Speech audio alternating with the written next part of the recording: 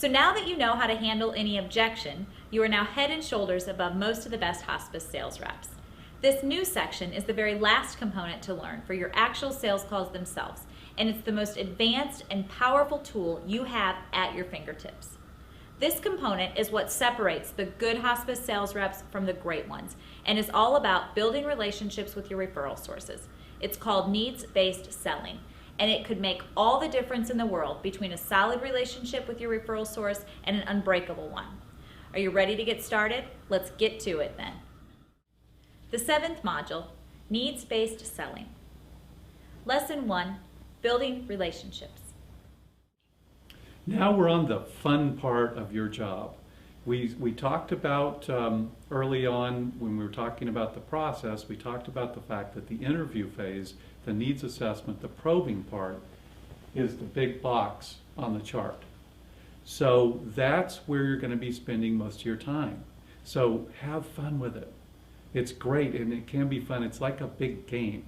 Think of it that way, that we're looking for ways that we can find out what's important to each and every one of your important referral sources first, and then working down by priority what's important to them, because that's where you're going to build those really strong relationships. The key to building strong strategic relationships and building the number of A accounts, which is our goal, is by being really good at asking good needs assessment probing questions. It's going to be also the best way that you can manage and protect your key account relationships. If I've got a very important A account and I'm constantly on the lookout for new needs, finding out what's going on, frustrations, challenges, everything else, because things change in their world. And if we go along and expect things to be static, we're going to get surprised, and that surprise usually results in a drop-off in referrals. So you've got to be very good at continually probing for what's going on in their life, what's going on in their job, what are their frustrations and challenges, asking questions that will get to other types of patients that you're currently not getting from them.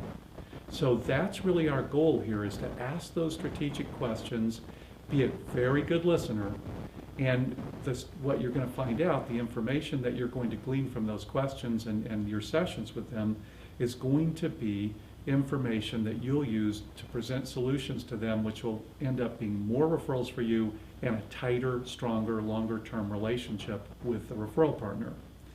We said that you've got to be very consistent, you've got to be visible, and you've got to demonstrate dependability. And we're going to do that by being in those key accounts at least once a week. Now, the pushback that we get sometimes from salespeople is, but Mike, if we're in there once a week, we're going to, at some point, aren't we going to be a pest? And if you ever get from your account that they think you're being a pest, that you're there too often, that's your diagnostic tool that says you're not bringing value to the relationship. You're not value added. If they view those calls as being a pest, a bad use of their time, then that means that you're not doing a good job asking questions and engaging them and getting them to talk about what's important to them. If we can keep them talking about what's important to them, then what you're going to have is a very strong relationship built on value-added services, because you're constantly finding ways to make their job easier and make them better at their job. And that all happens because you're really good at asking the questions. Being a detective, being a journalist, however you want to think about that. Think about always asking good questions, being ready to probe, and then moving through the process. Lesson 2, asking strategic questions. So let's talk about the process. And again, asking questions, probing for information, being strategic about having your questions, being prepared before you go make the call, makes your job fun. So have fun with it. So what's the process really? Because what we're looking at here is that our questioning is designed to move the sales process along. And we've said all along that this is a continuous series of interactions that creates that long-term relationship. It's not individual sales calls. And so as you're doing this questioning, you're moving along the process. You're finding out more about your referral partner their needs, their frustrations and challenges. So what is that process? Well, the process is that you're going to be looking at the account and then strategically thinking about what service am I here to talk about? What of my services am I here to talk about? What is the benefit to this person? Remember, we've gone through this process. Have that benefit in mind, and then I'm going to write my questions so that they are asking questions that will have them tell me that they have a need or a problem or a challenge that our benefit is going to resolve. So that's the process. It's really easy for me to explain, but it's hard to execute. So let's talk a little bit about it. You know, number one, you've got to remember that your goal is to find out what's important to the person you're talking to. Okay, so don't forget that in your process. You're looking for their needs, their challenges, their problems. Any answer you get is potentially good information. So if they don't go down the road that you're trying to take them, it's okay, because if they identify issues and problems and challenges or needs that you can resolve, then that's a bonus. And you can always come back and ask the other questions. And when I talk about being prepared with your questioning, you need to be prepared with a series of questions. Okay, you need to be able to have those additional probes. You need to be able to segue or bridge conversations, answer questions, and reassure them that this is a great thing and that they're going to be really happy working with you. So let's talk about it. We're going to start broad. You want to ask those questions that are going to get them talking. So questions like that, broad questions, would be, tell me about some of the challenges that you have in your position. Tell me about the most frustrating patients in your practice today. Do you see how that's broad, but I'm asking them to tell me about their problems? And what do we know about people? Human nature says that we want to tell people about our problems. People love to talk about, just how hard their job is, or what, is really screwed up in their job. So, and that's the stuff we're trying to get to. So start broad. No matter what they answer, if they say, well, there's just not enough hours in the day. Okay, that didn't give us any information necessarily, other than we know that for whatever reason, they're not able to finish their work in the allotted amount of time. So that is some good information, but it's not going to get you there. So what am I going to do? I'm going to come back with an additional probe. Now, when they tell you something like there's not enough hours in the day, that's when it's good to use that bridge or segue and agree with them and say, boy, don't I know it? Or you're telling me. However you want to do it that you're comfortable with, but agree with them and then ask that next question and say, well, tell me about some of the things that are taking up a lot of your time. Okay, because my goal here is to get them to tell me about things that are taking up a lot of their time and their frustrations and challenges. And so if they come back and say, well, it's all these CHF patients calling in all the time, and every day it seems like it's a new thing and it's the same ones over and over again, and it's like, gosh.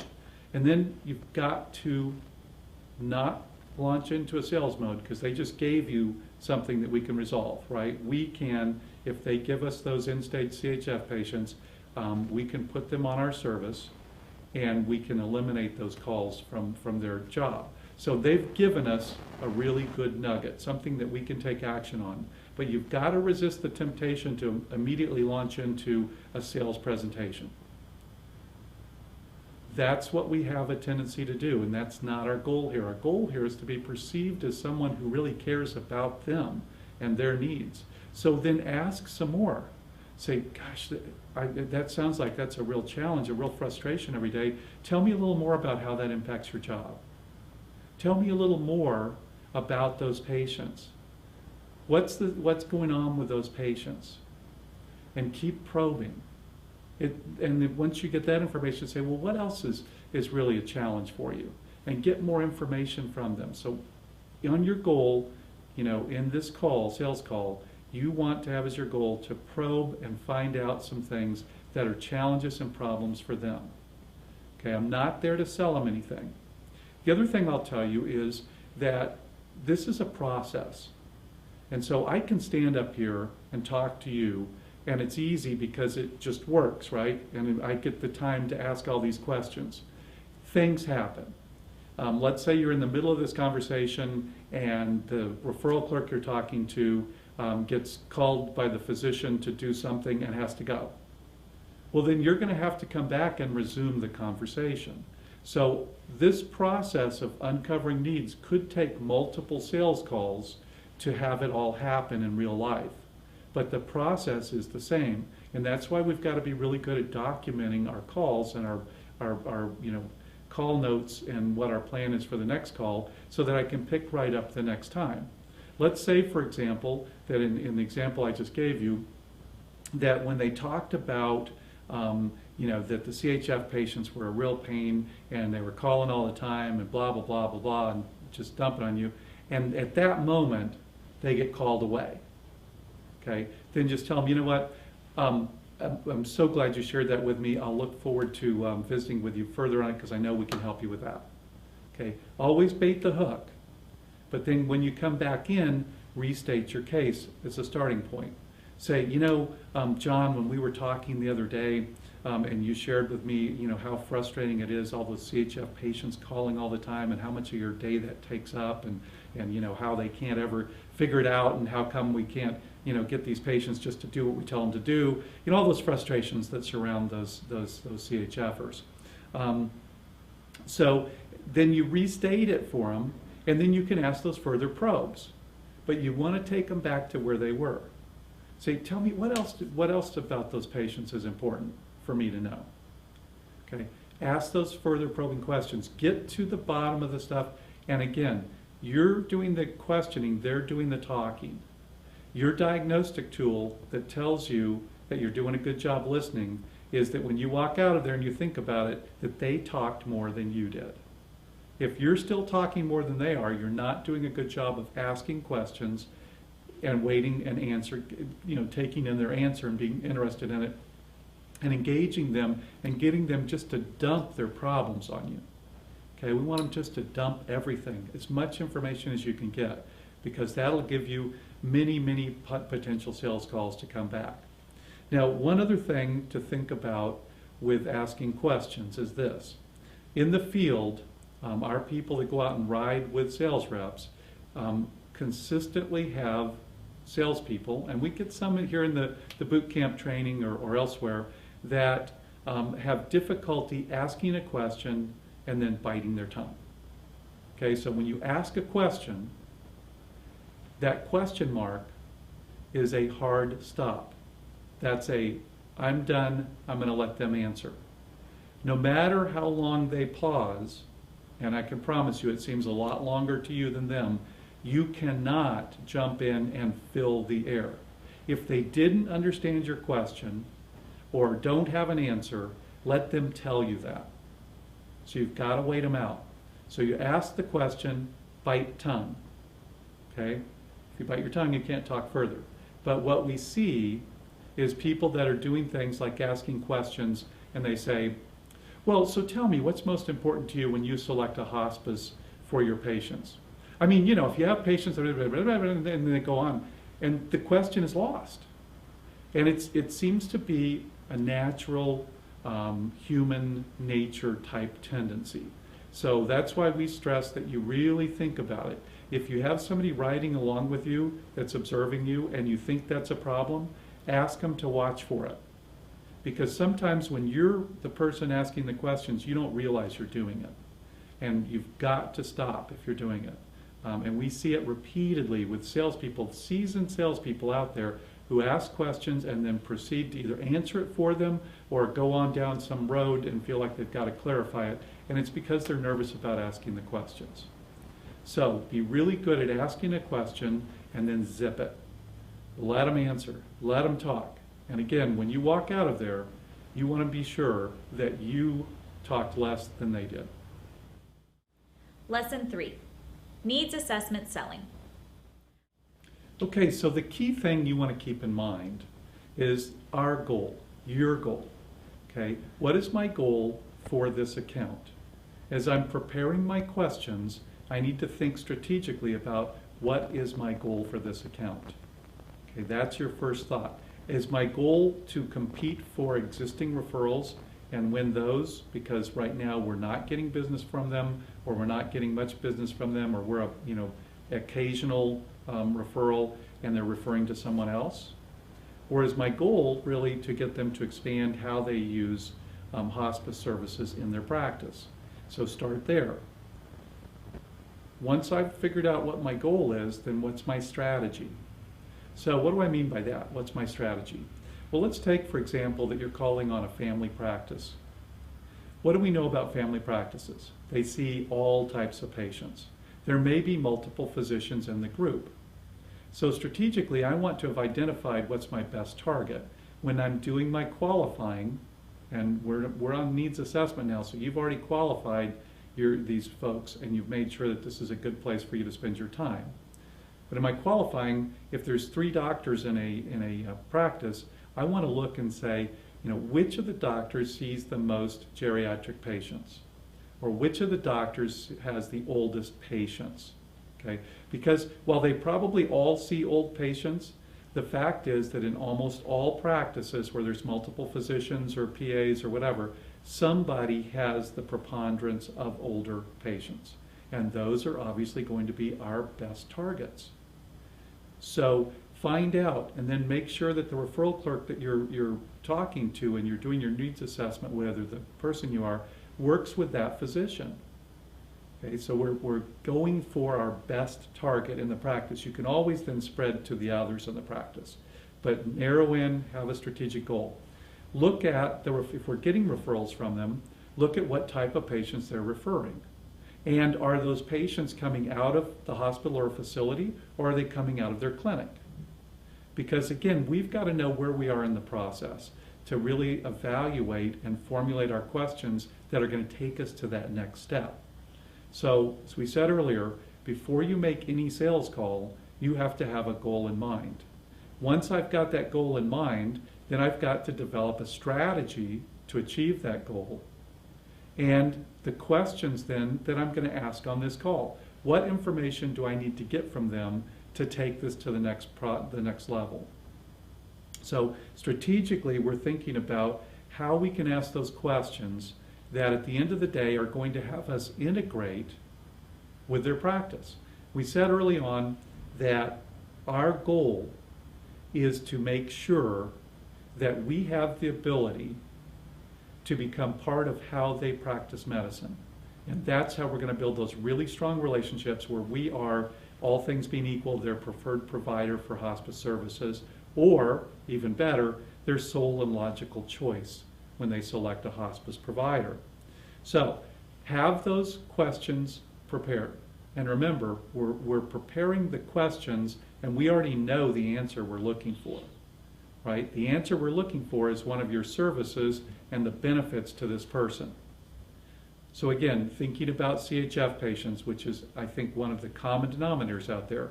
If you're looking for something to go out and talk to people about that you can really get the practice in of asking questions and that it's a universal problem or challenge, focus in on the diagnoses that they have a lot of and that pretty much everybody does. Whether their specialty is cardiology or not, they have people who have CHF in their patient population. So even if it's, pulmonologist, or go down the list of different types of specialties, urologist or whatever, they're going to have patients who also have CHF as a diagnosis. Now, the family practices in internal medicine have a lot of patients who have CHF, and they may have other comorbidities, but the key is they have the CHF and it's progressing. As they're getting towards end stage, or if they have another terminal diagnosis, we need to get them to start referring these patients earlier. So we've got to get to their pain, their problems. And again, the number one thing we know in a physician practice is that those CHFers are calling the office a lot. They're high maintenance patients. And if they're on our service, we can take that off their plate. So it's an easily identified goal, is I want them to tell me that they have patients that are a pain in their rear, probably CHFers, but it doesn't matter what kind they are, could be, patients with intractable pain. It could be your COPD patients. There isn't a bad answer to the questioning. So my goal is to identify patients and a benefit that I can give to this individual so that they'll start referring to us. Okay, that's the process. When I go in, I've got those questions already prepared. So if I'm looking for CHFers, I can ask about, what are their most frustrating patients, which one take up their most time, as we talked about in the earlier example. But what's another good question you could ask? Which of your patients are the frequent flyers in the emergency room? Because those are the CHFers that have now advanced far enough that when they have an acute event, that they need to go into the emergency room or the hospital. Okay, that should be the trigger that tells the family practitioner or the internal medicine doc or someone in their practice that this would be an ideal candidate to start thinking about hospice for or palliative care. Okay, that's your goal. So if I can get them to tell me about those patients that are the frequent flyers at the ER, and probably 9 out of 10 times you're going to get the answer of the CHFers, because that's how it works out. And then ask them, well, tell me what challenges those CHF patients are for your practice. And that's when you're going to get them talking about, the calls and everything else. If you're talking to the doctor, they're going to talk about, getting called when they're on call on the weekends or things like that. So there's all kinds of benefits that we can get to, but I've gone in there with my goal firmly in mind, which is I'm going to find out that they have CHF patients that cause them problems and that are starting to get, acute events that are leading to their decline, which is having them go into the hospital or the emergency room. So that's my goal, and we're always looking in there and asking those questions with that goal in mind. Now, you've got to be very patient. You've got to be persistent. As I said earlier in the last lesson, this could take multiple sales calls. But if you can get to their pain, if it takes you 3 sales calls to get there, it's going to be time well invested, because once I've got them to tell me what's really awful about their job, what their biggest frustration is, and if I can resolve that for them, I can promise you, you're going to see business from them, you're going to earn business, you're going to be a value add, and you're going to be a partner, and then as you probe further, you can help them with other patients and other issues. Okay, so that's the process, and you've got to be patient. You've got to be persistent, and you've got to be prepared. So preparation, persistence, and patience, the 3 Ps. Do not go to sell them anything until you've gotten them to tell you all the information you need. Now again, when you leave and you haven't taken that next step to sell them something or get them to buy your services, you want to go ahead and bait the hook and say, gosh, I'm so glad we had this conversation. We work with other family practices and we've been able to resolve a lot of that. What I'd like to do is set an appointment to come back. I'm going to need to bring and give them something you want to bring. If you're going to bring somebody else with you, or if you need some materials to bring with them, or whatever it is, but I'm going to need about 5 minutes of your time, and I can walk you through how we can take those off your plate. So bait the hook and make another call. Now, here's the caveat. The caveat is this. If you do that process and it took you 6 months to get in front of this person for the first time and they've told you they have a problem, then be smart. Maybe you need to go ahead and see if you can close the deal, because it's impossible to get to these people.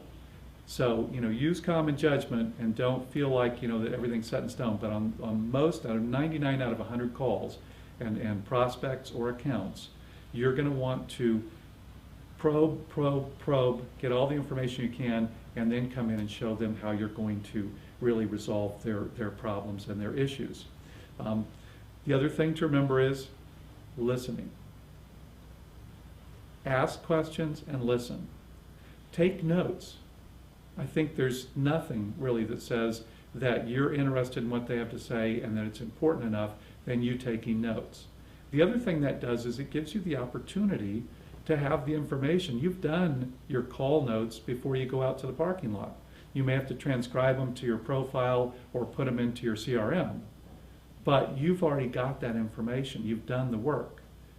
Okay? If you're struggling with the questioning and having the right questions and the sequence, and you've got a notepad that you're taking notes on, you can have the questions right there. So that can also serve as a good tool or a crutch for you. The other thing that we want to talk about really is types of questions. Okay, there's open-ended and there's closed-ended questions. And you need to strategically think about how you're going to use each one. So what's an example?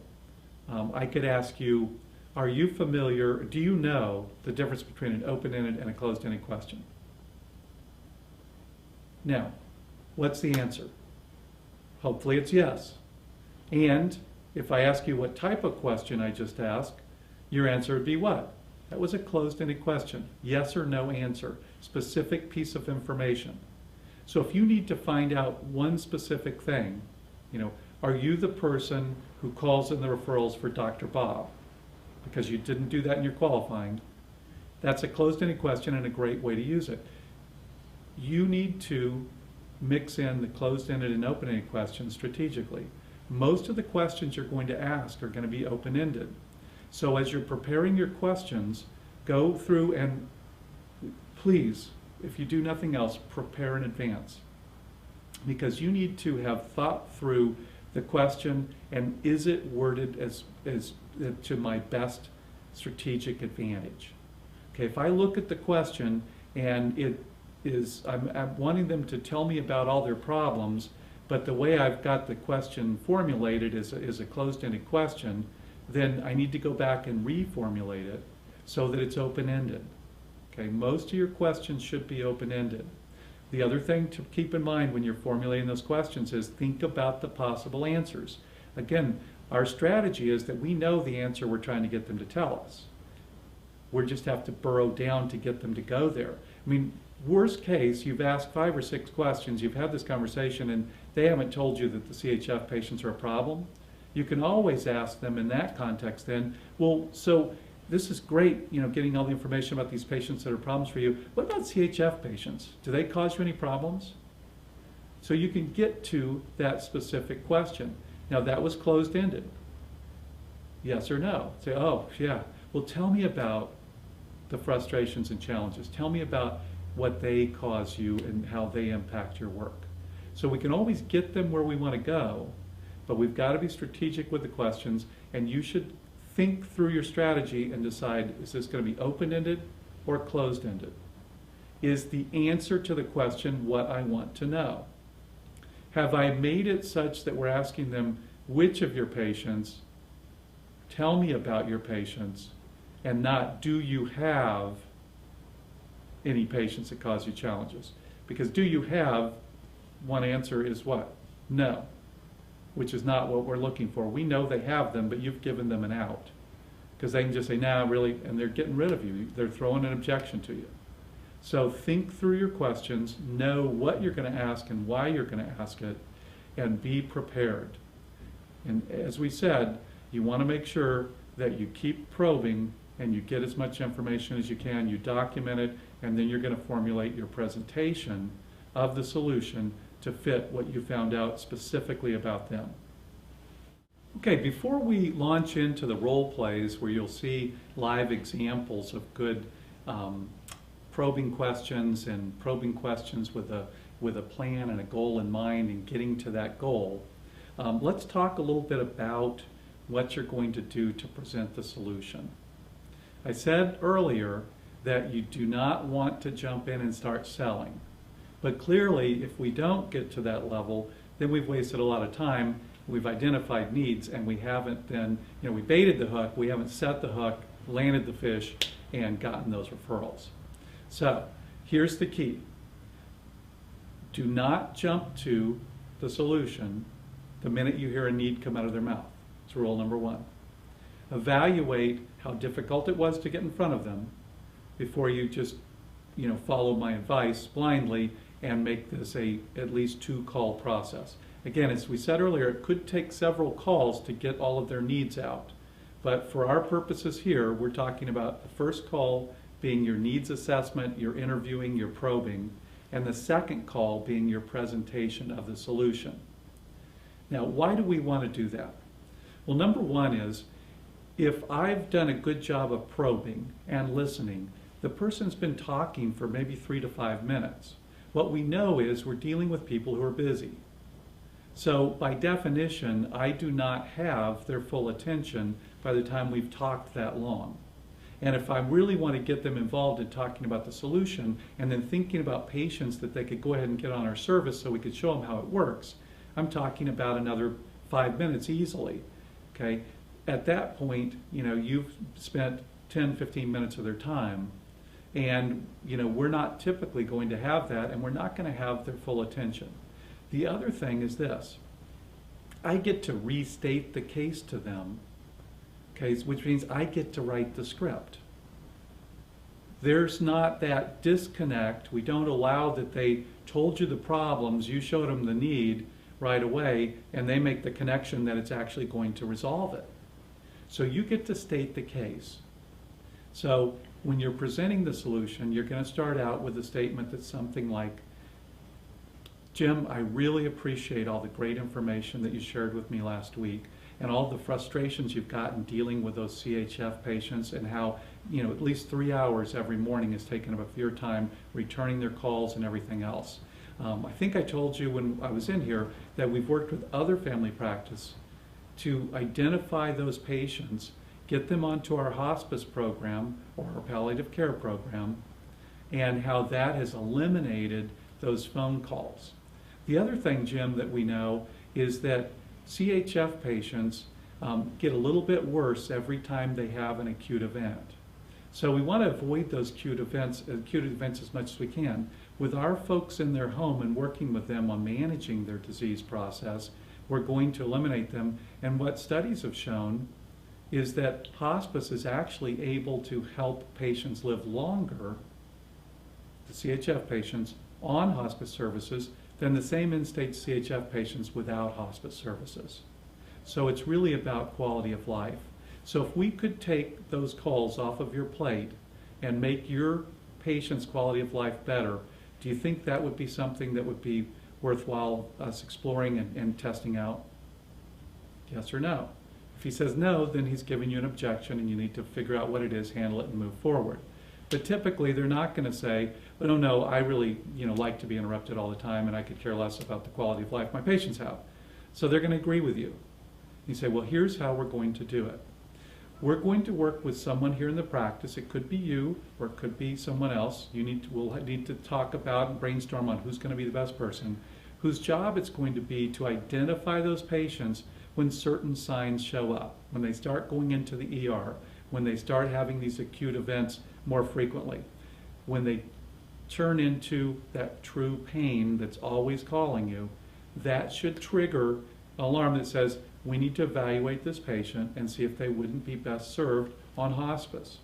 Now, you've told me that you've got a lot of those patients, so let's identify 10 patients today that would fit this profile, talk to the doctor about it, find out that, make sure they're in agreement, visit with the families, and we can go ahead and get them onto our hospice program, and you can see immediately how it works and the benefit to you. So do you see how I was able to restate the case, give them information, back it up with an external study as far as patients living longer, so it gives that other value add to it. And I didn't do it after asking a long string of questions. So I started out with their attention. Presumably, since I'm going to take 3 hours of calls or some portion of that off of their desk, I've got their interest. And I've given them a logical reason for them to identify 10 patients that they would give us as referrals, potentially right now today. And if, I don't know about you, but if we can do that consistently, we're going to have a lot of home runs. Lesson 4, the role play. So what are your problems? I guess right now it's just getting through the day. There really aren't enough hours in the day. Okay, well how are you dealing with your CHF patients? I don't have any right now. Oh, really? No CHF patients? No. Well, what kind of patients do you have? Well, I do have some COPDs. COPD. And are you using hospice for those COPD patients? No, not right now. Really? And how come? Well, you know, they're just, I didn't think that they needed it. Oh, no, definitely. COPD, that's a great diagnosis for hospice. And I'm going to give you some of the criteria so you know when to identify those COPD patients for hospice, but definitely you should be using hospice for those COPD patients. Oh, okay, okay. Just leave that information for me. I'll do that. Thank you. You're welcome. Okay, well, I think that's a good example of not really what we're talking about in this module. We're talking about needs assessment questions, asking good probing questions, uncovering problems that the potential referral partner or referral partner has, not getting into a discussion about whether they're doing their job right. So when they ask the question about what's difficult to manage with the discharge of CHF patients, and the referral partner says they don't have any, the rep comes back with, "Are you sure you don't have CHF patients?" I think that's probably a little on the ridiculous side, and hopefully none of you would do that. That's an example of a poorly crafted question which left it open for them to tell you they didn't have any. And then when they did say that they didn't have any, we decided to argue with them about it. And then when talking about COPD patients, asking them if they use hospice, and when they said no, the rep was again like, "Oh, really?" Which all of this suggests that they're not doing their job right. It's not our role, and especially when we're doing needs assessment questioning, to assess how they're doing their job. And in a sales situation, you never want to put yourself in the place where you're telling them that they're not doing their job. The next thing they decide to do is to offer to come educate the discharge planner. We don't really think it's a good idea to talk about teaching or educating or training people. You want to help them with their issues. You want to brainstorm about issues. You want to discuss issues. But if you tell them you're going to come educate them, A, it sounds a little boring, and B, nobody likes to be told, again, that they need to learn something. Our goal when asking questions and presenting and discovering needs is that they feel like they're really smart for having figured it out on their own. They come back to another way of telling them that they're not doing their job right. You should be thinking about hospice. A, the overall tone wasn't warm, and it was question after question, without the transitions, argumentative, and there was none of the caring or empathy of, "Oh, I understand," or "That's great to hear," or "Thanks for sharing that with me." So all in all, not a good way to get people to tell you what you need to know so that you can sell them your service and your solution as the logical solution to their problems. Let's see if this next one doesn't go a little better. What kind of challenges are you facing? You know, right now just getting through the day. There really just aren't enough hours in the day. Okay, and what about your CHF patients? What's difficult to manage with their discharge and all that? Well, I don't really have any right now. Oh, really? No CHF patients, huh? No. Okay, well, what do you have? Well, what kind of patients do you have? Well, we've got some COPD patients. Okay, and so what are you doing for those COPD patients? Well, we're trying to get them out of here. All right, and so are you putting any of them on hospice? No, not right now.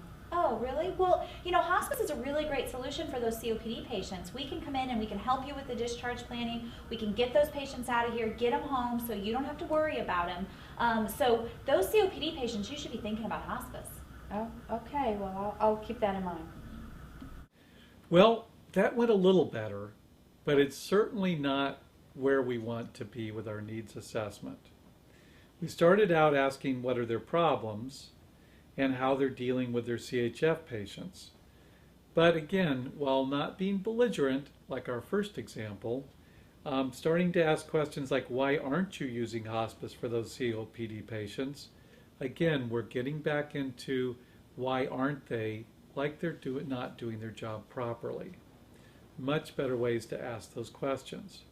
And even further into how COPD is a great diagnosis for hospice, and then gives her the criteria so that she knows when to identify those patients. We're not big on trying to tell the entire world exactly what the criteria is to qualify for hospice for specific diagnoses. Because what we know is if we try and convey and transfer the process of determining criteria and eligibility and medical appropriateness to the referral partner, all it does is cut down on the number of times that they'll call us. That's our job. We want to help them to think about types of patients who might qualify so that they'll call us more often, and then we can figure out which ones do or don't meet criteria. And then just leaving the information for them at the end is certainly not going to make the day and have them actually pick up the phone later on and call us. I mean, at the end of the day, do you think that the discharge planner is even going to look at the materials? So let's listen to the last example of needs assessment. I think you'll find that this goes much better. What kind of challenges are you facing? Right now, just getting through the day. There are really never enough hours in the day. I understand that. So which patients do you find the most challenging? Oh, probably the ones that we see every week. You know, getting them out of here and keeping them out of here is really a challenge. Okay. So how are you utilizing hospice in your discharge planning process today? Well, we set up anybody up on that we can on hospice. Okay, well that's great to hear. And how do you match your patients with a specific agency? It varies. We look for the provider that can provide the services that the patient needs and that has a reputation for quality care. Okay. And how do you measure quality for hospice services? You know, well, if I don't hear from the family, I assume the agency's doing a good job. Sure. All right. And so of those patients you're seeing every week, what do they look like? Well, the CHFers are regulars, sometimes COPD, Alzheimer's too. Those are really the sad cases. There's nothing that we can do for those people, but the family isn't sure what to do with them either. Mm-hmm. And they don't want to put them in a nursing home, so they bring them here. And I hate to send them back home, but I have to. I just know they'll be back. Right, right. So tell me a little bit more about those patients. What's the most challenging thing in managing the discharge of those Alzheimer's patients? Oh, the usual paperwork is always challenging. Other than that, it's getting the families to understand that really there's nothing else that we can do. Okay. And are they usually in advanced stages? Oh yeah. Most are bedbound by time we see them, or barely ambulating. And what about those CHF patients you mentioned? Tell me a little bit more about them. Oh, the usual kind of exacerbated symptoms. They panic, they call 911, they end up back here for 3 days. And the COPD patients? Pretty much the same deal. Okay. And how is hospice assisting you with those patients today? Well, they usually help with the discharge planning. That's about it. All right. So if I could offer you a solution that would help keep those patients from showing back up on your floor 5 days after you discharge them, how much time would that free up for you? A lot, and it would keep administration off our backs. How are you going to do that? And that's the last example, which I think you'll find was a good example of asking good needs assessment questions. Let's talk about what you've just learned. The goal of needs-based selling is to establish a relationship with your customer in which you help them to identify their needs and you offer a solution that establishes your agency as the logical choice for their hospice referrals. To uncover a customer's needs, you must ask the challenges your customer faces. When asking those probing questions, start broad. Even if you know the challenges your customer is likely facing, helping them to recognize those challenges themselves and then helping them find a solution will make your customer look and feel like a hero. Remember not to jump to offering a solution until you have done a thorough job of understanding your customer's needs. To be effective in asking needs assessment questions, you must be a good listener. Asking great questions is only half the battle. Listening for the answers is the only way to discover needs. If you are doing most of the talking, you're likely not being effective. Once you've uncovered your customer's needs, it's time to present a solution. Remember, it is not necessary to present a solution in the same call where you did your needs assessment.